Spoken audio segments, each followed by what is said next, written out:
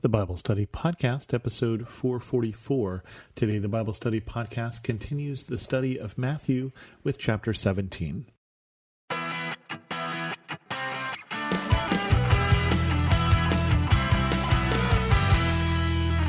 Welcome to the Bible Study Podcast. I'm your host, Chris Christensen. We got partway through chapter 17 last time. We got through verse 13, the Transfiguration, and we're starting in verse 14. Jesus heals a demon-possessed boy. When they came to the crowd, a man approached Jesus and knelt before him. "Lord, have mercy on my son," he said. "He has seizures and is suffering greatly. He often falls into the fire or into the water. I brought him to your disciples, but they could not heal him." "You unbelieving and perverse generation," Jesus replied, "how long shall I stay with you? How long shall I put up with you? Bring the boy here to me." Jesus rebuked the demon, and it came out of the boy, and he was healed at that moment. Then the disciples came to Jesus in private and asked, "Why couldn't we drive it out?" He replied, "Because you have so little faith.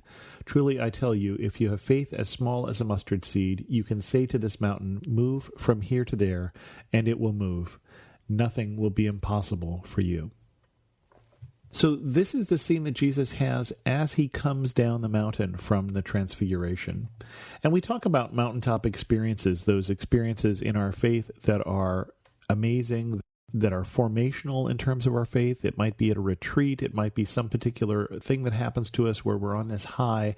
But then we have to come down. We have to come down and live in the real world. We have to come down and live with disappointment. We have to live with people who frustrate us sometimes, and that's what Jesus comes back to. As he comes back, all of the rest of the disciples, remember he took Peter, James, and John with him up to the mountain of Transfiguration, have been trying unsuccessfully to heal, to cast out the demon from this demon-possessed boy. And so the man comes to him and says, I came to your disciples, they weren't able to help me, can you help me? And of course Jesus he's able to help the man, he's able to cast the demon out of the child. But the question comes up from the disciples, why weren't we able to do it? And Jesus is frustrated with the disciples, and he's frustrated, and it's pretty easy to see why, because we'll get a hint of that just in the next paragraph. But he says, "How long shall I stay with you?" And remember what I think Jesus and Moses and Elijah were talking about on the mountain of Transfiguration was that Jesus is going to Jerusalem. He's already turned his face to Jerusalem, and he is heading there to die. And he's about to tell the disciples again. So when he says, "How long?"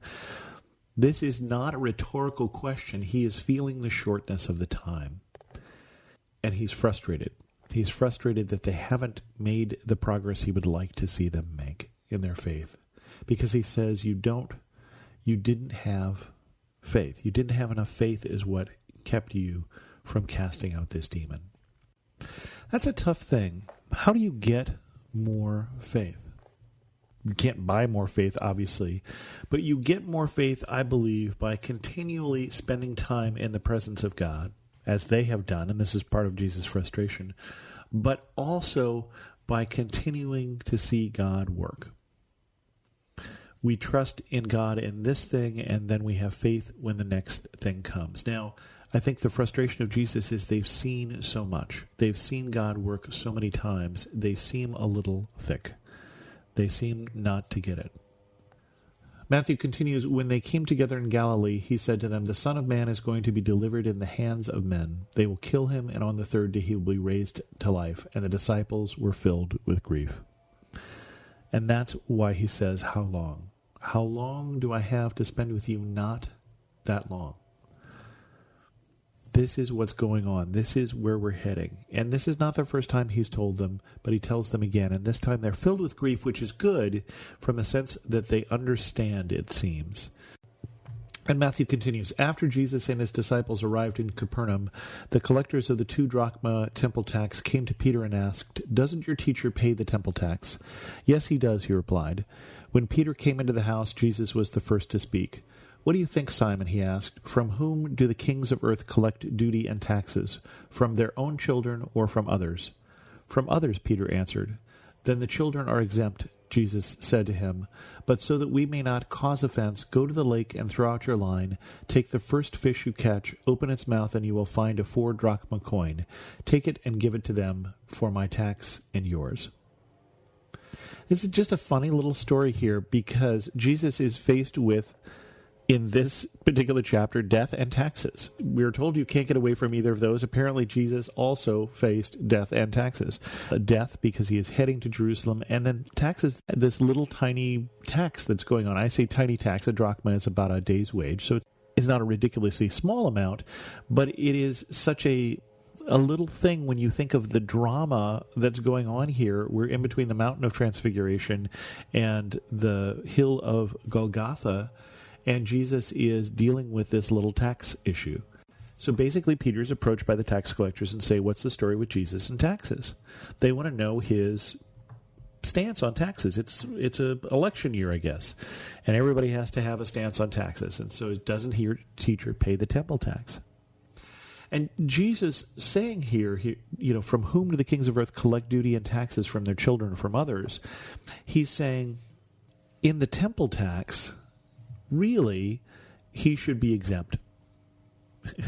Really, that because he is the son of the owner, he really ought to be exempt for the temple tax. But he doesn't want to cause offense. He doesn't want to give people a reason that is unimportant for having an issue with Jesus.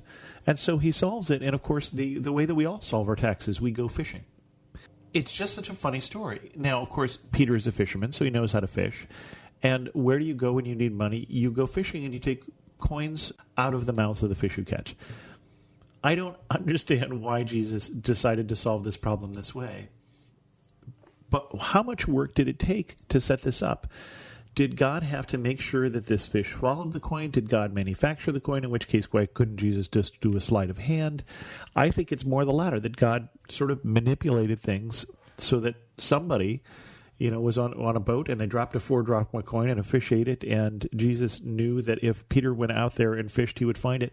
And the thing that's funny about this is, I don't know if you have found, I have been with organizations, Christian organizations, that were supported entirely on gifts. I think of the college organization that I was at school.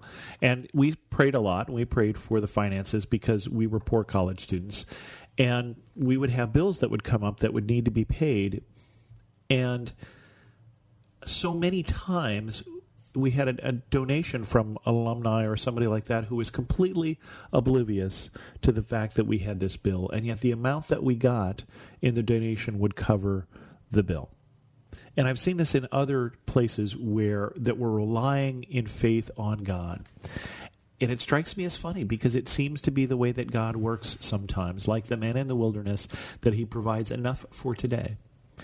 And I think if you continually put your faith in God, if you continue to have your faith grow, that you will continue to see God working in strange and wonderful ways, working in big showy ways, sometimes like the Mount of Transfiguration, sure, but I think more often working in little ways, like just go fishing, and God will provide. God works in funny ways, and I think he works in funny ways today, and I think he is still at work today, and I invite you to keep an eye out for those little ways that God is working in your life and in the life of those you love and care for this week. With that, we're going to end this episode of the Bible Study Podcast. If you have any questions, send an email to host@thebiblestudypodcast.com, or better yet, leave a comment on this episode at thebiblestudypodcast.com. A great comment to leave would be, how has God been working in your life this week? You can follow me on Twitter, Instagram, or Pinterest as Chris2X. And as always, thanks so much for listening.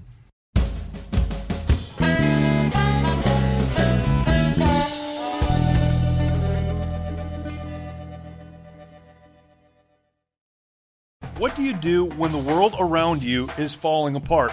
It's amazing to me how many people are breathing air. They're going about their business and doing the things you're supposed to do. But if you really ask them, they know that on the inside, they are spiritually and emotionally and relationally dead. If we're not careful, all of us can experience that death. When what we need to do, even as the world around us is falling apart, we need to learn how to march when it would be easier to stay where we are and die. Join me each week on the March or Die Show as we discuss that and so much more.